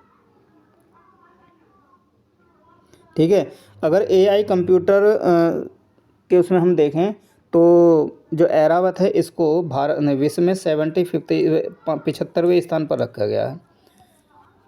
ठीक है, और इसको जो स्थापित किया गया, कहाँ पर किया गया, देखिए इसको किया गया है पुणे में स्थापित किया गया है इसको। AI जो सुपर कंप्यूटर है ऐरावत, इसको पुणे में स्थापित किया गया है। चलिए अगला क्वेश्चन, मोबाइल फ़ोन में सूचनाओं के आदान प्रदान में सिम का अभिप्राय क्या है। सिम का अभिप्राय क्या है भाई, सीधा सब्सक्राइबर आइडेंटिटी मॉड्यूल भी हो सकता है। तो सिम का जो आइडेंटिटी मॉड्यूल यानी कि सब्सक्राइबर आइडेंटिफिकेशन मॉड्यूल, ठीक है, सब्सक्राइबर आइडेंटिफिकेशन मॉड्यूल होगा, सब्सक्राइबर आइडेंटिफिकेशन मॉड्यूल होगा, मॉडल नहीं होगा, मॉड्यूल है। ठीक है, तो ऑप्शन नंबर ए सही आंसर हो गया। ठीक, अगला क्वेश्चन, चंद्रयान 3 मिशन के संदर्भ में पूछें। यह मिशन 14 जुलाई को श्रीहरिकोटा के सतीश धवन अंतरिक्ष केंद्र से भेजा गया। ठीक है, तो कब भेजा गया, 14 जुलाई 2023 को भेजा गया था। ठीक है, श्रीहरिकोटा के सतीश धवन अंतरिक्ष केंद्र से इसको लॉन्च किया गया था या इसको भेजा गया था। इसको GSLV Mark 3 के माध्यम से लॉन्च किया गया था, ये भी बात बिल्कुल सही है। इसको जो GSLV Mark 3, ठीक है, क्या LVM3 से, ठीक है, तो ऑप्शन दोनों यहाँ पर करेक्ट हो गए, तो ऑप्शन नंबर ए यहाँ पर सही आंसर होगा, ऑप्शन नंबर ए। अगला क्वेश्चन, आकाश का रंग जो है वो नीला दिखाई देता है, किसके कारण दिखाई देता है, वो किसके द्वारा, स्कैटरिंग के कारण। ठीक है, किसके कारण, स्कैटरिंग के कारण, इनकी स्कैटरिंग ऑफ लाइट, इनके प्रकाश के प्रकीर्णन के द्वारा। ठीक है, तो ऑप्शन नंबर ए। प्रकीर्णन में मतलब क्या है, जब प्रकाश किसी ऐसे माध्यम से होकर के गुजरता है कि क्या जिसमें धूल कण या कुछ अन्य जो भी हैं वो क्या है, सूक्ष्म कण उपस्थित हों, तो इन कणों से टकरा कर क्या होगा, प्रकाश विभिन्न दिशाओं में बिखर जाता है, स्कैटर हो जाता है, और इसी को हम प्रकाश का प्रकीर्णन कहते हैं। ठीक है, और यही कारण है क्या कि वस्तु प्रकाश के प्रकीर्णन के कारण ही आकाश का जो रंग होता है वो नीला दिखाई देता है, क्योंकि वायुमंडल में जो उपस्थित जो धूल के कण हैं वो धूल से टकराकर श्वेत प्रकाश प्रकीर्णित हो जाता है, और लाल प्रकाश का प्रकीर्णन न्यूनतम होता है, और बैंगनी का सबसे अधिक। इसी बात को भी याद रखेंगे, किसका, लाल का क्या होगा, सबसे न्यूनतम होगा, क्या, प्रकीर्णन यानी कि बिखराव, और जो बैंगनी होगा, वॉयलेट होगा, वो उसका क्या होगा, सबसे अधिक होता है इसका। तो यही कारण है कि जितने भी हम सिग्नलों पर देखते हैं, रेड लाइट देखते हैं, आपको रेड लाइट ये वाला रेड दिख रहा होगा ना, तो इसका भी क्या बिखराव बहुत कम हो रहा है ना। और जो अगर हम यहीं पर बैंगनी कलर कर दें तो क्या होगा, इसका बिखराव कुछ ज़्यादा दिखेगा, वो हमें दिखेगा एकदम स्केटिंग दिखेगा। ठीक है, 39 क्वेश्चन हो गए। 40वां क्वेश्चन है, प्रसायन विज्ञान में 2023 का नोबेल पुरस्कार जो प्रदान किया गया। ठीक है, देखिए 2023 का जो नोबेल पुरस्कार है वो किस लिए दिया गया था, ये पूछा गया। प्रकाश की अत्यंत छोटी तरंग बनाने के फॉर्मूले के प्रदर्शन के लिए? नो, नहीं, इसके लिए नहीं दिया गया था। क्वांटम डॉट्स की खोज और उसके संश्लेषण के लिए? हाँ, ये बात बिल्कुल सही है कि क्वांटम डॉट्स और की खोज और संश्लेषण के लिए ही क्या दिया गया था, रसायन विज्ञान में, केमिस्ट्री में नोबेल पुरस्कार दिया गया था 2023 का। अच्छा, अब बात तो कर लें, लेकिन दिया गया था, लेकिन किस किस को दिया गया था, इसके नाम भी तो याद रखने हैं।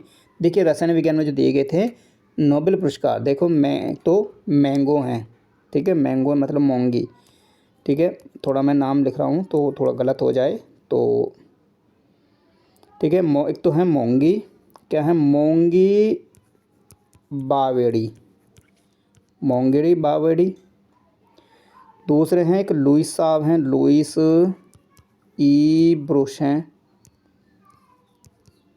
लुइस ई ब्रुश हैं, 1 हो गए, 2 हो गए। और तीसरे एक व्यक्ति और हैं, क्या हैं वो, एलेक्सी, कौन है वो, एलेक्सी आई एकीमोव, ठीक है, ये हैं।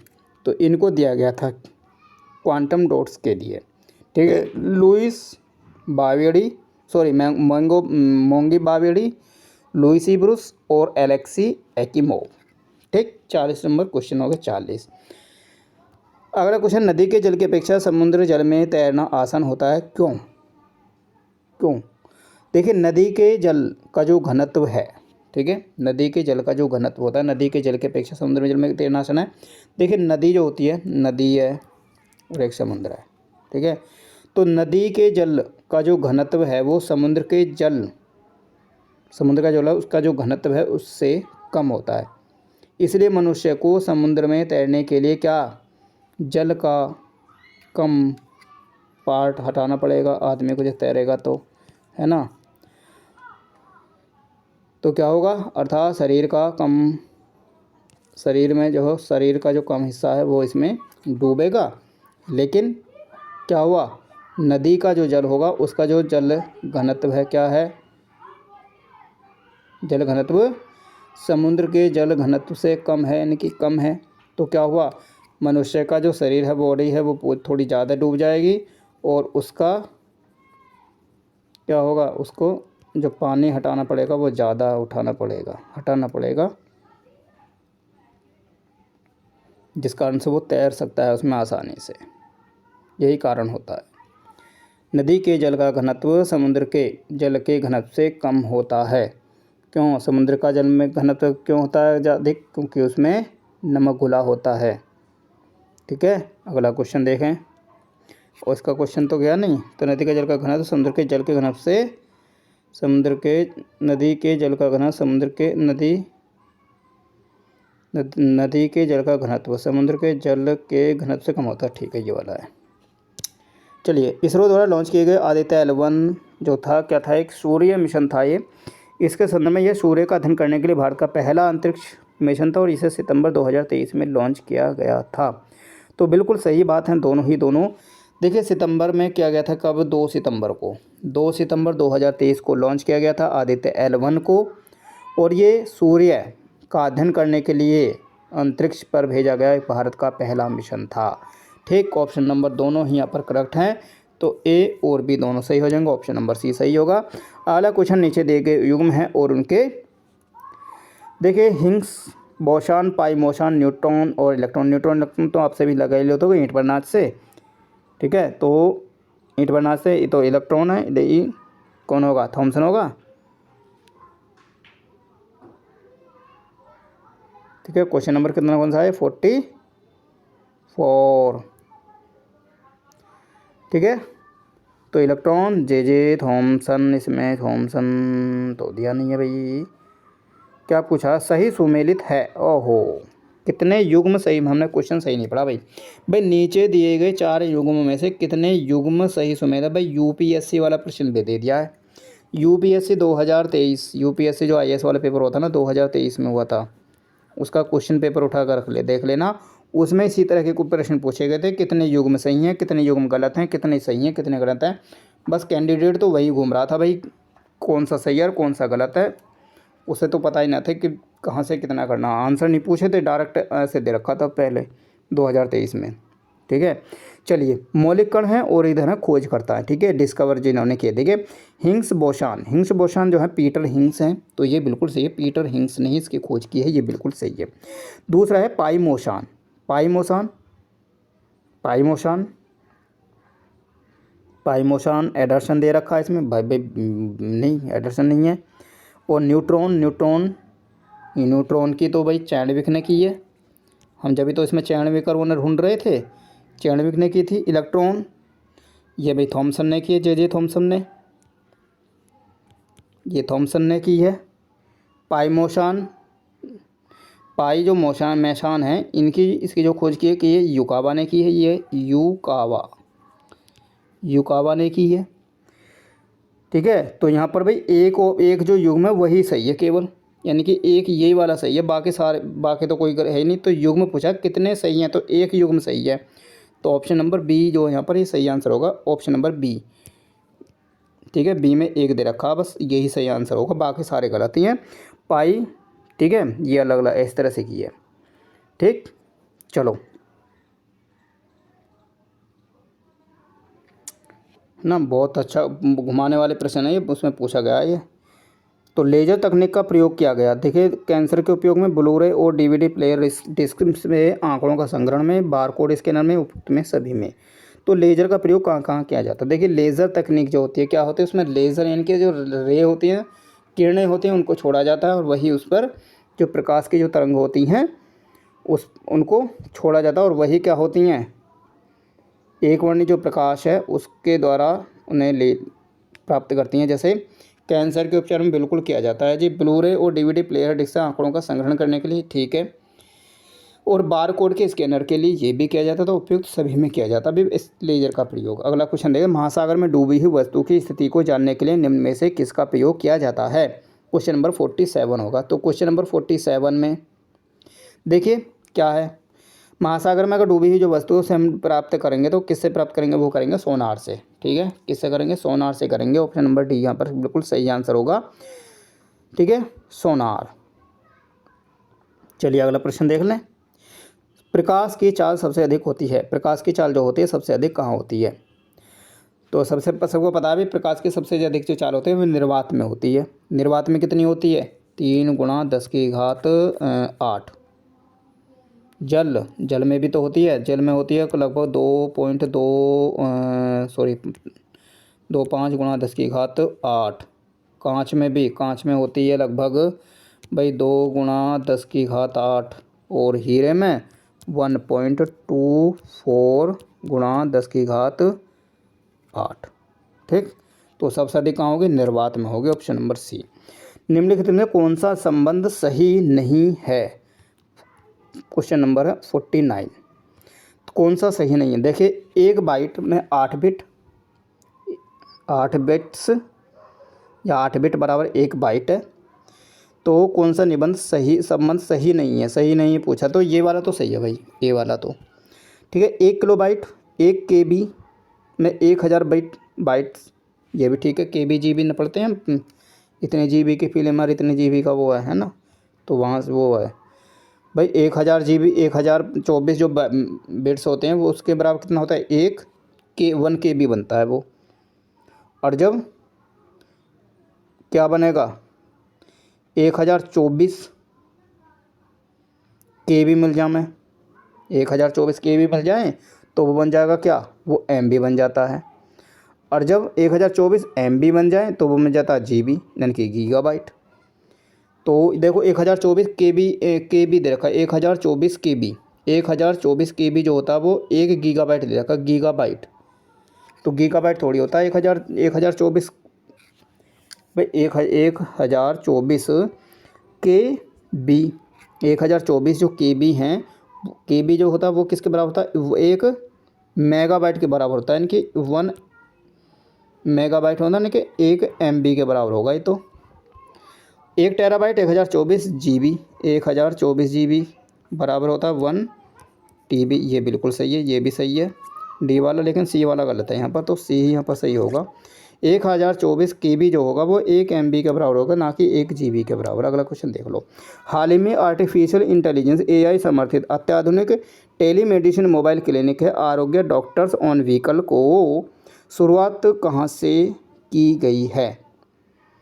तो इसकी जो शुरुआत कहाँ से की गई है? उत्तर प्रदेश के सोनभद्र से बिल्कुल नहीं की गई, उत्तर मध्य प्रदेश के सतना जिले से, जम्मू कश्मीर के उधमपुर ज़िले से, हरियाणा के रोहतक से।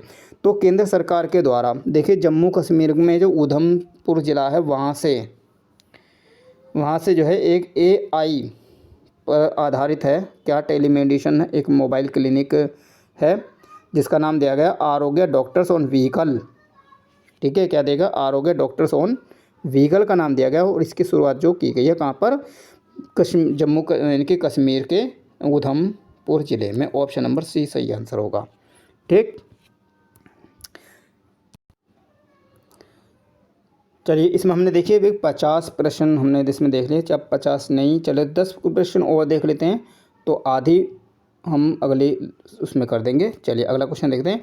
देखिए रानीखेत बीमारी का जो संबंध है वो किससे है? 52 क्वेश्चन है। रानीखेत बीमारी का जो संबंध है वो किससे? तो रानीखेत की जो बीमारी है ना ये मुर्गियों में होती है।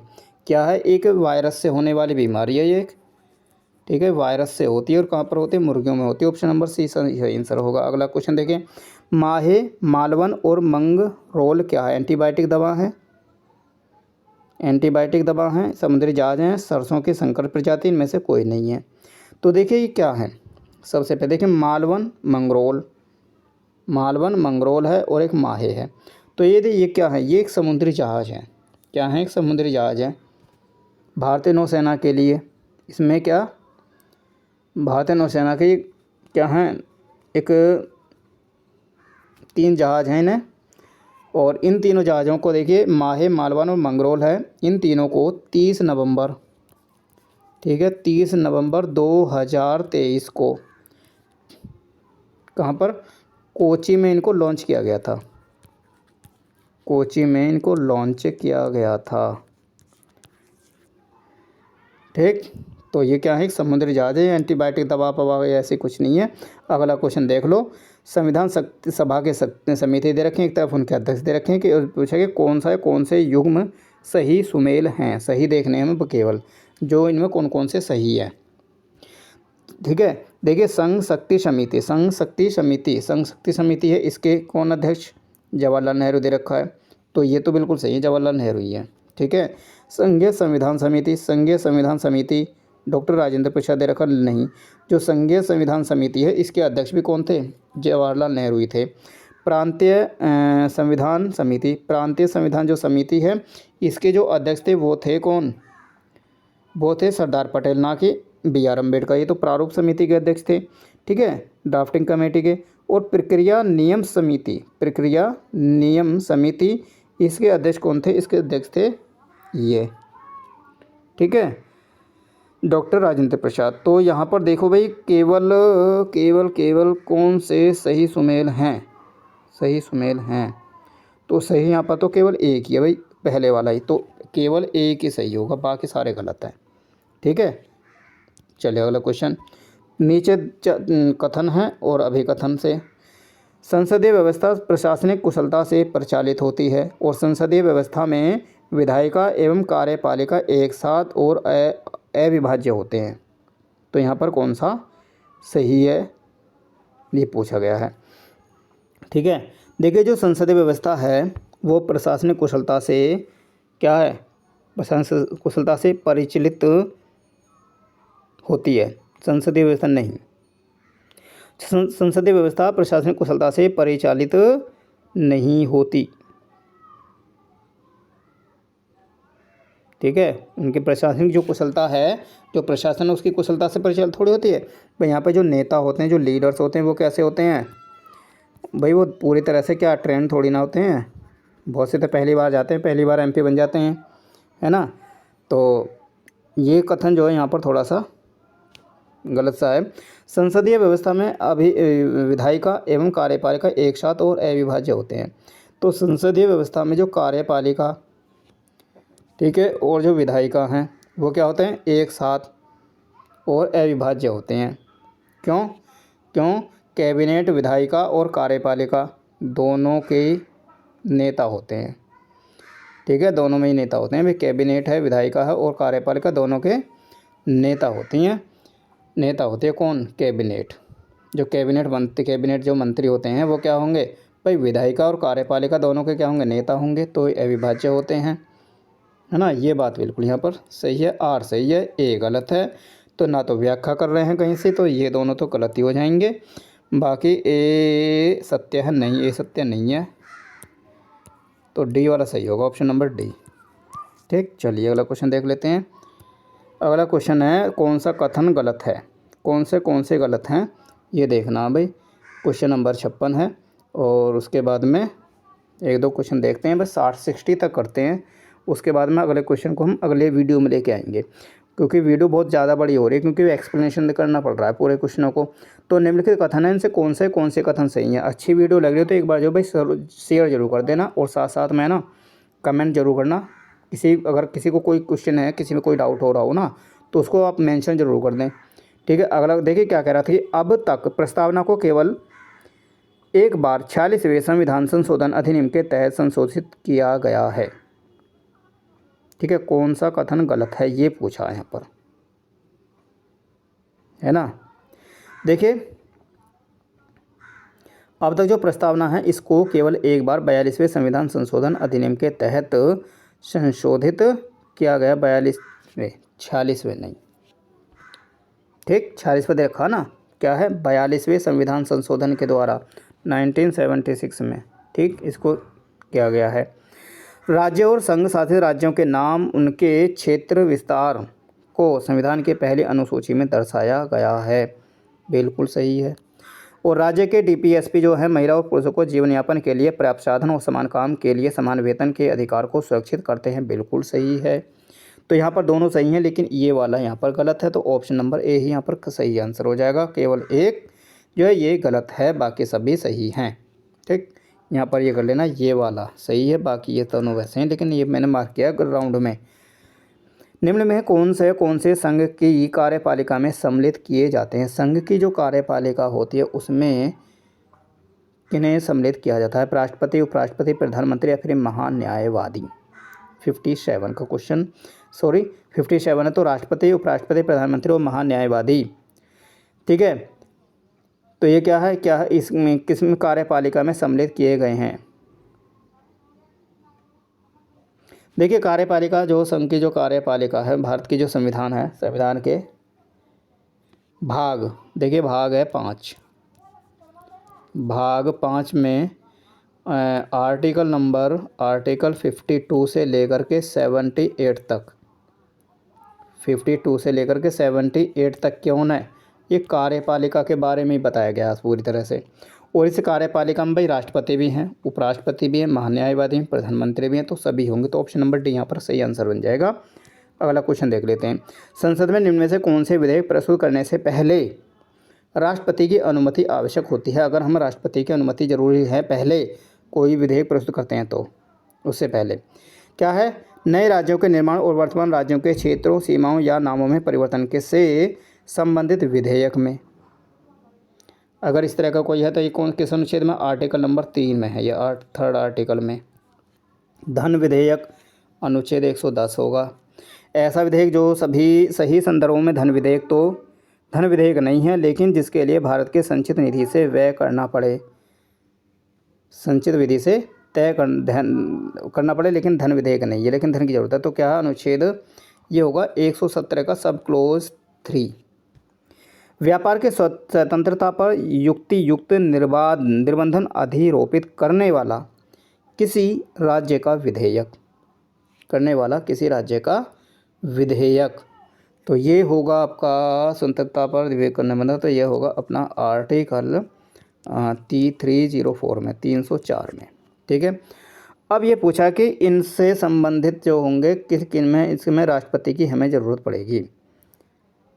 ठीक है, तो यहाँ पर देखिए जो धन विधेयक है, सारी चीज़ें हैं, लेकिन इन सभी को लाने के लिए संविधान में बंद जो है क्या है, संसद के जो कुछ विषय हैं उन पर अगर हम विधेयक प्रस्तुत कर रहे हैं तो राष्ट्रपति की अनुमति हमें आवश्यक होगी।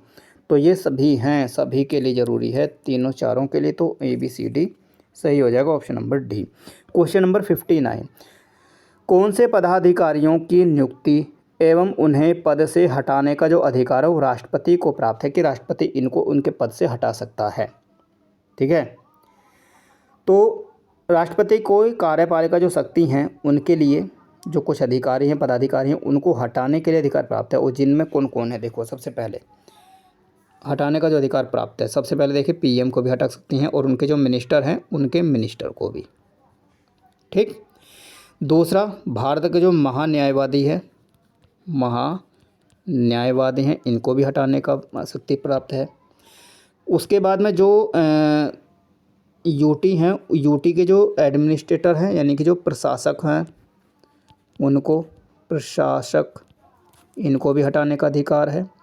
दूसरा 3 हो गए। चौथे हैं आपके जो गवर्नर हैं इनको।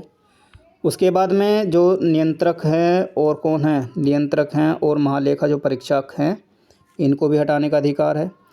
और दूसरा कौन है, UPSC के कौन, प्रेसिडेंट और उनके जो मेंबर हैं उनको भी हटाने का अधिकार है। अब देख लो इनमें कौन राज्यों के राज्यपाल को हटाने का अधिकार है, भारत के महान्यायवादी को अधिकार है, नियंत्रक को लेखा परीक्षक का अधिकार है। भारत का महान्यायवादी है, नियंत्रक एवं महालेखा परीक्षक, राज्यों का राज्यपाल। तो क्या है, इन सभी को अधिकार हटाने का अधिकार है। तो ऑप्शन नंबर डी यहाँ पर सही आंसर होगा। ठीक है, एक अगला क्वेश्चन है उपराष्ट्रपति के संदर्भ। उपराष्ट्रपति के निर्वाचन में संसद के दोनों सदनों के सभी सदस्य भाग लेते हैं, चाहे निर्वाचित हों चाहे मनोनीत हों। तो उपराष्ट्रपति का जो चुनाव है किस अनुच्छेद में, अनुच्छेद 66 में दिया गया है, प्रक्रिया दी गई है। उसमें क्या दिया गया है कि निर्वाचन में संसद के दोनों सदन के सभी सदस्य चाहे वो निर्वाचित हों चाहे मनोनीत हो भाग लेंगे। लेकिन क्या है, राष्ट्रपति के निर्वाचन में जो मनोनीत होते हैं वो भाग नहीं लेते, जो निर्वाचित होते हैं वही लेते हैं। तो पहला कथन तो यहाँ पे एकदम बिल्कुल सही हो जाएगा। अगला क्वेश्चन, राज्यसभा का जो पदेन सभापति होने के कारण यह राज्यसभा की बैठकों की अध्यक्षता करता है ना भाई। ये बात एक अनुच्छेद 64 अनुच्छेद 64 है, वो क्या कहता है कि उपराष्ट्रपति राज्यसभा का कौन एक पदेन सभापति है। अगर भाई राज्यसभा हो गई, राज्यसभा का पदेन सभापति कौन है, उपराष्ट्रपति है। तो राज्यसभा के पदेन सभापति होने के कारण ही क्या वह राज्यसभा के जो बैठक है उनकी अध्यक्षता करेगा और उनकी जितनी भी जो कार्यवाही होंगी उनको भी संचालन करेगा। ठीक है, तो दोनों ही यहाँ पर कथन सही हैं। तो 1 और 2 दोनों सही होंगे, सी वाला यहाँ पर सही आंसर होगा। तो क्वेश्चन नंबर 60 हमने इसमें देख लिए हैं। बाकी के जितने भी प्रश्न बनते हैं वो सारे भी हम एक नेक्स्ट वीडियो में देखेंगे। और वीडियो को ज़्यादा से ज़्यादा शेयर करें, देखें और अच्छे से अपना रिवीजन करें। इसी तरह के आपको सारी टेस्ट सीरीज लेकर के इस बार हम आ रहे हैं।